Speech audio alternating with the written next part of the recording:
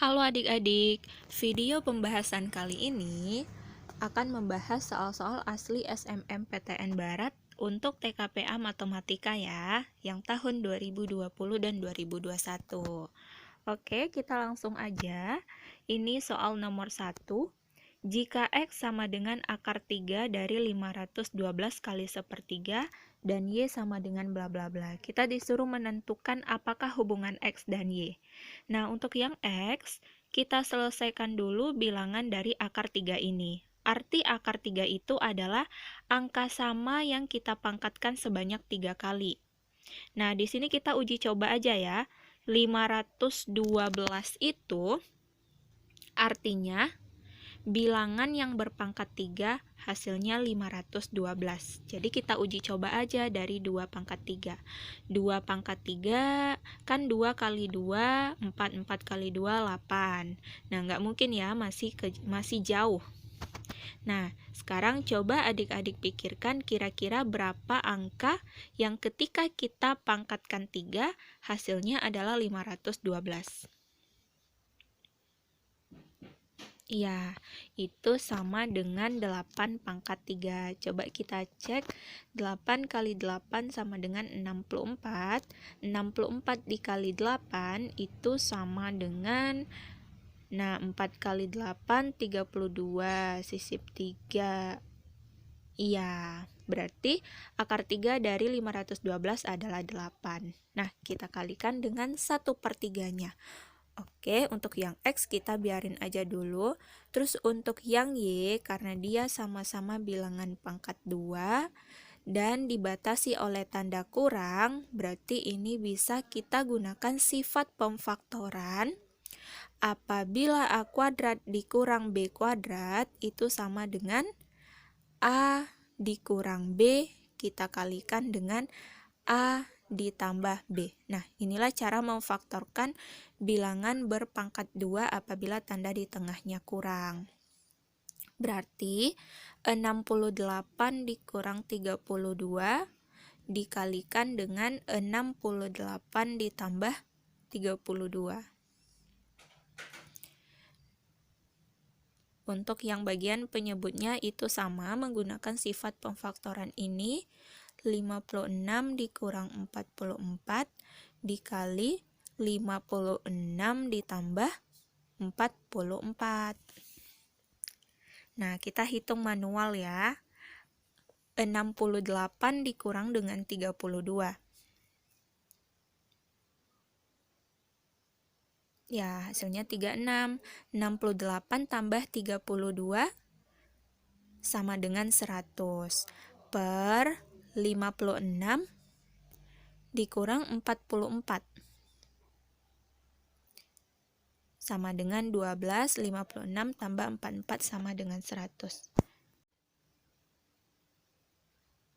Nah, yang 100-nya kita coret, jadi sisa nilai 36/12 ya. Nah, yang ini bisa kita sederhanakan.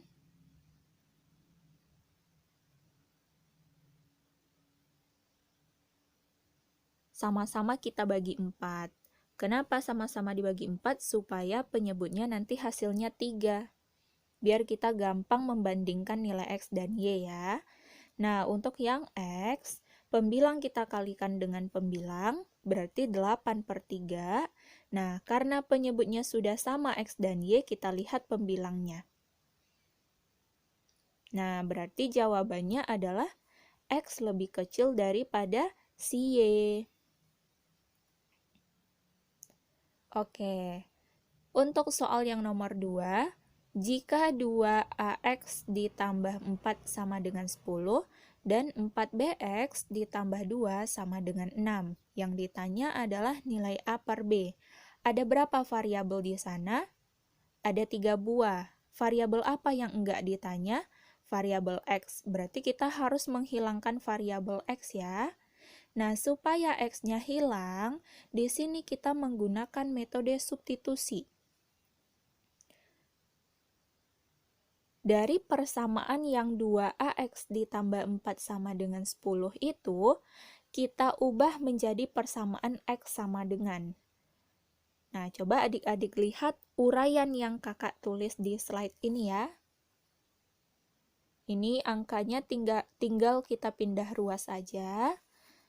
Nah, berarti X-nya sama dengan 6/2A. Sama-sama kita bagi 2, jadinya 3/A. Setelah itu, yang nilai X ini kita substitusikan ke persamaan yang kedua, yaitu ke persamaan yang 4B, 4BX. Positif 2-nya kita pindahin ke ruas sebelahnya menjadi dikurang, sehingga 4BX sama dengan 4. Karena dia perkalian, angka 4 di kiri dan di kanan bisa kita coret. Berarti ini sama dengan 4 yang sebelah kanannya ya. Nah, X-nya kita ganti dengan nilai yang udah kita dapatkan di atas, sama dengan 1. Oke. Berarti ini kita kali silang. Jadinya 3B sama dengan A. B-nya kita pindah ke ruas kanan. Menjadi pembagian ya, karena dia di situ perkalian.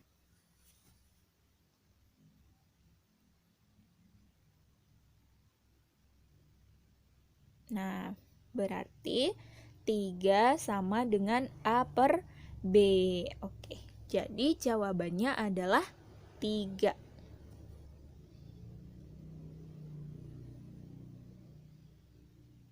Oke, kita lanjut ke soal berikutnya. Pusat perbelanjaan Megamart memberikan potongan harga pada produk pakaian yang dijual sebesar 50% dan 20% secara berturut-turut. Besarnya potongan harga seluruhnya adalah. Jadi kita di sini disuruh menentukan berapa total diskon.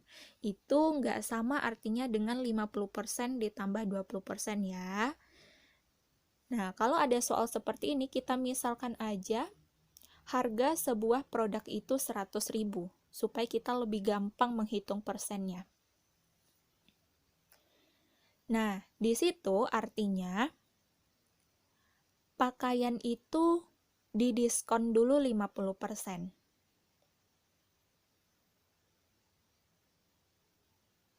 Ketika dia diskon 50%, berarti harganya menjadi 50.000.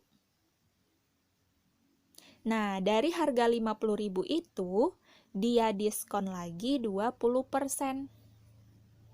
Untuk mencari harga diskon adalah persen dikalikan dengan total harga. Berarti 20/100 kita kalikan dengan 50, karena harga yang udah didiskon tadi.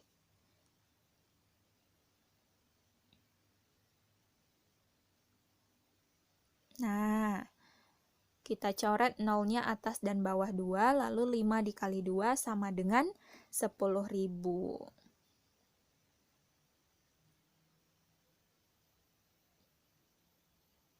Oke, untuk menentukan besarnya potongan harga seluruhnya, di sini kita jumlahkan harga diskon tadi. Awalnya dia didiskon berapa? 50.000 kan? Nah, setelah itu, untuk diskon 20%-nya berapa? 10.000 ya. Nah, ini kita totalkan, sama dengan 60.000. Untuk mengubahnya ke persen, berarti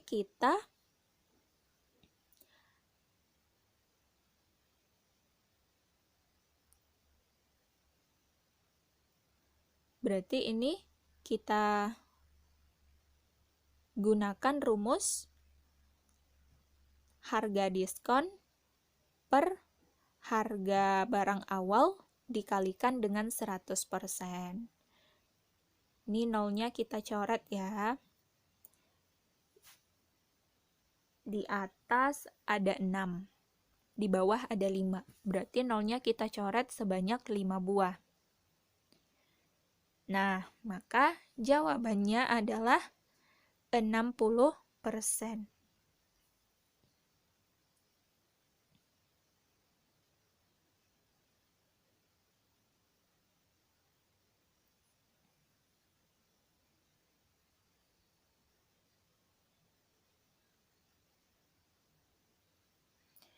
Ingat ya, kalau untuk mencari persen untung,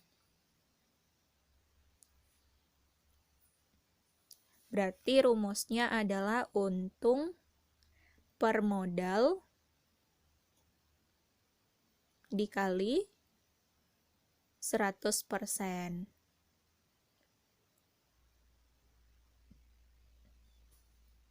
Oke, kita lanjut ke soal yang berikutnya.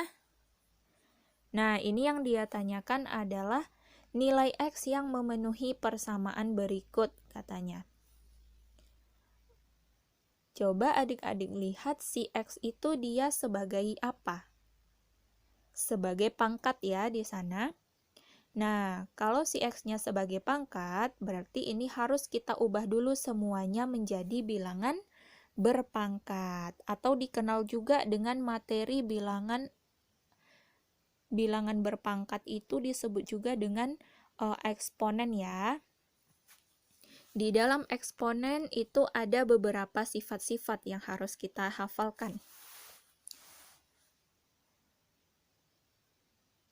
Apabila A dipangkatkan M, lalu di luarnya ada pangkat, maka pangkatnya bisa kita kalikan menjadi A pangkat MN. Sifat yang kedua, apabila A per B, terus dipangkatkan M, berarti kedua bilangan dasarnya itu dipangkatkan dengan M. Maka A pangkat M per B pangkat M.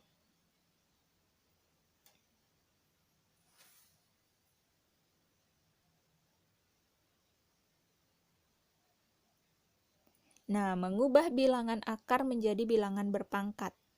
Berarti ini pangkatnya jadi per ya. Pangkat M per pangkat N.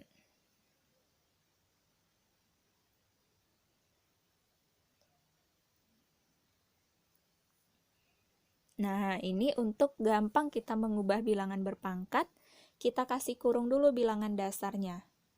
Karena di situ dia berupa pecahan dan pangkatnya hanya untuk bagian si penyebut saja. Berarti itu kita kasih kurung. Nah, di dalamnya pangkat 1, yang di luarnya itu akar 2 ya, karena nggak ada angka di luar akarnya. Berarti ini menjadi pangkat setengah. Lalu yang si 125 itu kita ubah menjadi bilangan pangkat 3. Berarti itu kelipatan 5 ya. Otomatis 5 pangkat 3. Kalau misalnya adik-adik ragu, silahkan diuji coba aja. 5 kita kalikan sebanyak 3 kali. Nah, ini 3-nya bisa kita coret. Lalu yang bilangan ini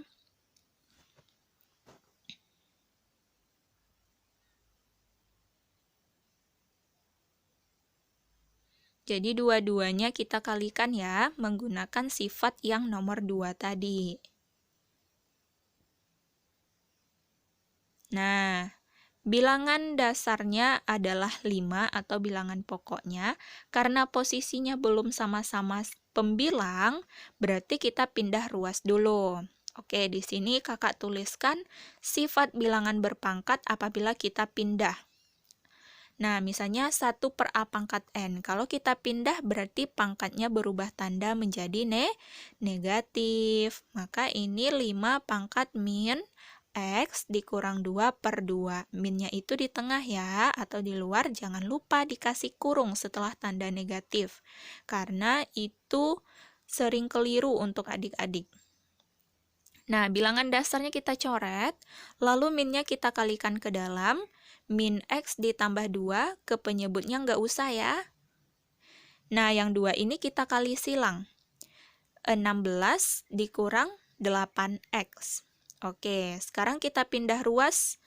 Yang min 8X kita pindah ke kiri, supaya hasil X-nya jadi positif ya. Min X ditambah 8 jadinya 7X. Lalu yang 2 pindah ke kanan. Iya, 16. Berarti nilai X-nya sama dengan 14 bagi 7 sama dengan 2.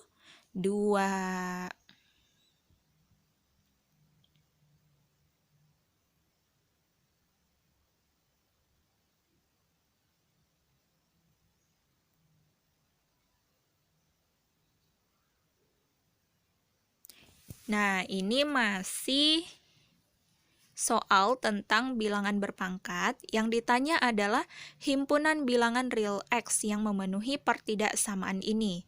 Coba adik-adik lihat dulu, si X-nya itu sebagai apa dia?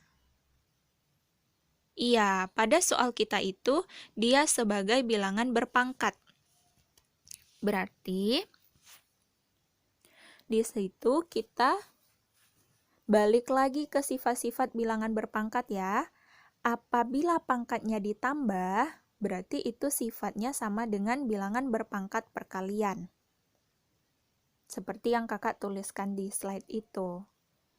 Nah, yang ini pangkatnya 2x, terus yang sebelahnya kurang 2 pangkat x ditambah 1 kan? Nah, berarti kita ubah menjadi pangkat x yang lebih kecil. Atau kita uraikan dulu satu persatu. Kalau ditambah pangkatnya berarti bilangan pokoknya dikali atau bilangan dasarnya dikali. Dan 8-nya kita pindah ruas supaya salah satu ruasnya sama dengan 0. Nah, yang ini si x-nya kita pindahin di luar, 2-nya kita pindahin di, kebalik ya. Si x-nya di dalam, 2-nya di luar. Nah, karena dia sudah sama 2 pangkat X, baru kita misalkan. 2 pangkat X kita misalkan dengan Y. Sehingga pertidaksamaannya menjadi Y kuadrat dikurang 2Y dikurang 8 lebih besar dari 0. Karena dia bilangan berpangkat 2, berarti ini harus kita faktorkan.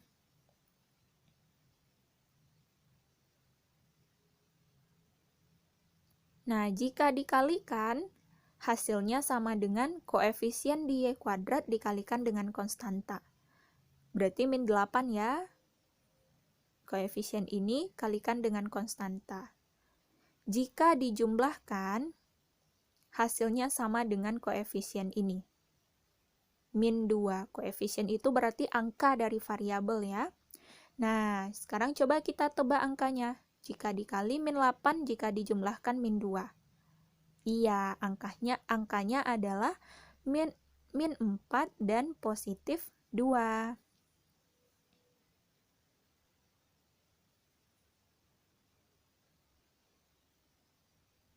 Berarti faktornya adalah Y dikurang 4 dikali Y ditambah 2. Nah, ini belum selesai ya. Kan yang mau kita cari adalah nilai X, sedangkan pada persamaan yang kita faktorkan itu baru nilai Y-nya. Nah, dari faktor itu kita cari satu persatu. Untuk Y dikurang 4 dulu kita cari ya. Berarti min 4-nya pindah ke kanan. Nah, Y-nya kita ubah lagi menjadi 2 pangkat X.